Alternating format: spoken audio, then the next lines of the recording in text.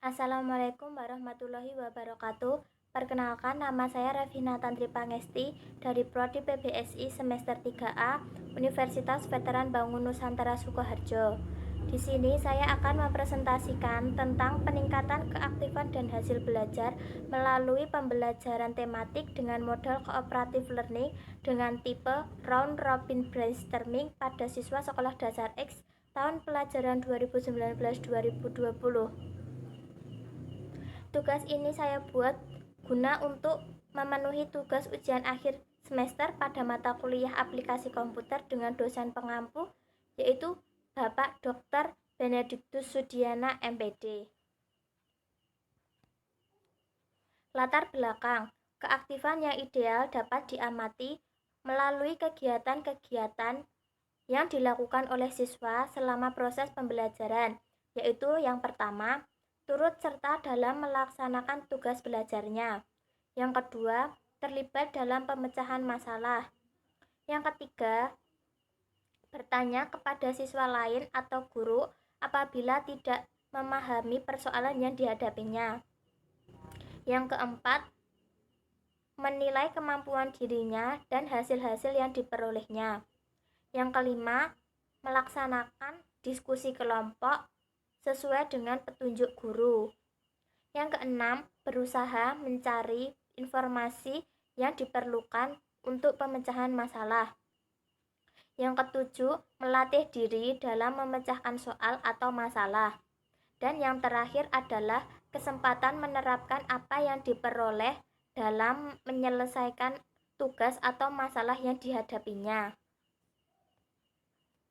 Ada beberapa hal yang dapat mempengaruhi rendahnya keaktifan dan hasil pembelajaran siswa, yaitu yang pertama, pembelajaran yang kurang efektif. Selama ini, guru belum menggunakan metode maupun model pembelajaran yang inovatif. Yang kedua, keterbatasan media pembelajaran. Guru menjelaskan materi hanya melalui papan tulis. Yang ketiga yaitu siswa kurang antusias dalam pembelajaran karena merasa bosan dan tidak aktif, sehingga nilai menjadi rendah. Dan yang terakhir adalah pembelajaran hanya berpusat pada guru. Konsep keaktifan belajar. Keaktifan bukan tentang aktif mengacu pelajaran atau ramai dengan siswa lain, namun keaktifan yang berkualitas ditandai dengan banyaknya respon dari siswa, banyaknya pertanyaan atau jawaban seputar materi yang dipelajari, dan ide-ide yang mungkin muncul berhubungan dengan konsep materi yang dipelajari. Keaktifan belajar merupakan unsur dasar yang penting dalam proses pembelajaran. Keaktifan adalah kegiatan siswa yang bersifat fisik maupun mental, yaitu berbuat dan berpikir sebagai satu serangkaian yang tidak bisa dipisahkan. Keaktifan siswa dalam proses pembelajaran akan menyebabkan interaksi yang tinggi antara guru dengan siswa ataupun siswa dengan siswa sendiri. Salah satu penilaian proses pembelajaran adalah melihat sejauh mana keaktifan siswa dalam mengikuti proses belajar mengajar tersebut. Konsep hasil belajar. Hasil belajar merupakan salah satu indikator pencapaian tujuan hasil pembelajaran di kelas. Hasil pembelajaran merupakan hal yang penting dalam pembelajaran setelah semua rangkaian skenario pembelajaran telah selesai diterapkan. Dengan kata lain, hasil pembelajaran merupakan perubahan tingkah laku pada diri seseorang secara menyeluruh setelah memperoleh pengajaran yang meliputi pengajaran nilai moral, ilmu pengetahuan, pengertian, sikap, dan keterampilan. Melalui proses belajar, siswa mengalami perubahan tingkah laku, kemajuan dalam pengetahuan, dan kemampuan mengembangkan keterampilan sebagai penyelesaian bentuk hasil dari belajar. Berikutnya, model pembelajaran. Model pembelajaran adalah suatu perencanaan atau suatu pola yang digunakan sebagai pedoman dalam merencanakan pembelajaran di kelas atau pembelajaran dalam tutorial dan untuk menentukan perangkat-perangkat pembelajaran termasuk di dalamnya yaitu buku-buku, film, komputer, kurikulum, dan nilai-nilai lainnya. Setiap modal pembelajaran mengarahkan kita dalam mendesain pembelajaran untuk membantu peserta didik sedemikian rupa sehingga tujuan pembelajaran tersebut dapat tercapai dengan baik. Model pembelajaran cooperative learning.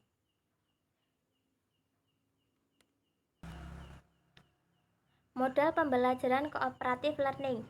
Pembelajaran cooperative learning merupakan model pembelajaran dalam kelompok-kelompok kecil dengan anggota kelompok minimal 3-5 orang yang dalam menyelesaikan masalah, tugas kelompoknya harus saling bekerja sama dan saling membantu untuk memahami materi, sehingga setiap siswa mempunyai tanggung jawab dalam berkelompok.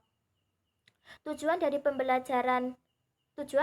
pembelajaran cooperative learning ini adalah untuk menciptakan suatu situasi di mana keberhasilan individu ditentukan oleh kelompok tersebut.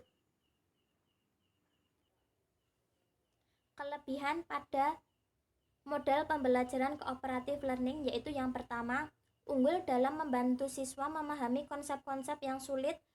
Yang kedua, model ini sangat membantu siswa dalam menumbuhkan kemampuan bekerja sama. Yang ketiga, membantu siswa dalam menumbuhkan kemampuan berpikir secara kritis. Yang keempat, yaitu menumbuhkan kemampuan membantu teman dalam hal yang positif.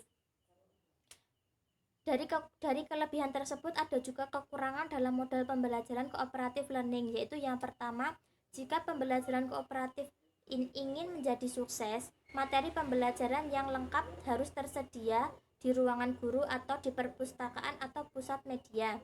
Dan yang kedua yaitu keberhasilan pembelajaran kooperatif juga menghendaki syarat dari menjauhkan kesalahan tradisional, yaitu secara ketat mengelola tingkah laku peserta didik dalam bekerja kelompok.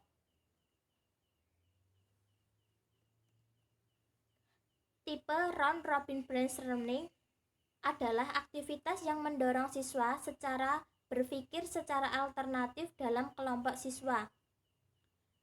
Siswa dapat mengungkapkan gagasannya dalam kalimatnya sendiri atau parafrase, serta melatih siswa berpikir secara berhati-hati dan sabar.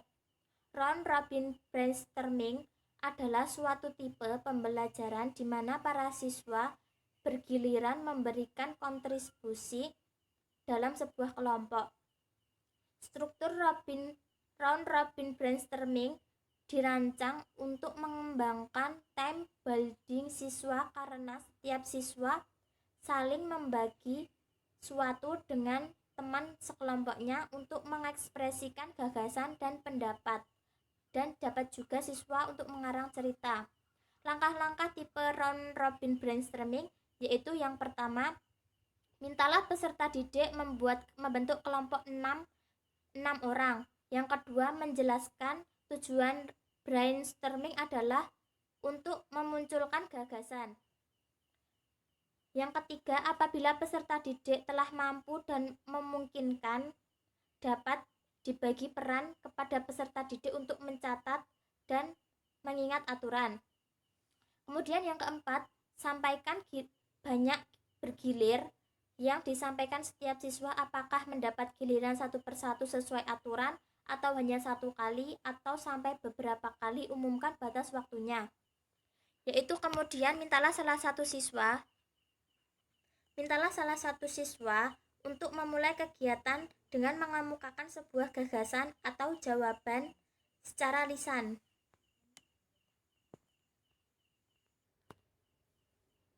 Pembelajaran tematik. Pembelajaran adalah usaha guru untuk membentuk tingkah laku yang diinginkan dengan menyediakan lingkungannya atau stimulus. Sedangkan tematik adalah perpaduan antara beberapa mata pelajaran.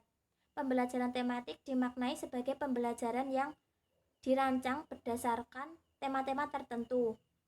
Dalam pembahasannya, tema ini ditujukan dari berbagai mata pelajaran. Pembelajaran tematik menyediakan keleluasan dan kedalaman implementasi kurikulum, menawarkan kesempatan yang sangat banyak siswa untuk memunculkan dinamika dalam pendidikan. Pembelajaran tematik pada dasarnya adalah modal pembelajaran dalam pendidik yang terpadu dengan menggunakan tema untuk mengaitkan beberapa mata pelajaran sehingga dapat memberikan pengalaman bermakna kepada siswa. Metode penelitian yaitu terbagi menjadi jenis penelitian, teknik dan alat pengumpulan data, prosedur penelitian, dan sumber data dan jenis data. Sekian presentasi dari saya. Bila ada salah kata, saya mohon maaf. Billahi taufiq wal hidayah. Wassalamualaikum warahmatullahi wabarakatuh.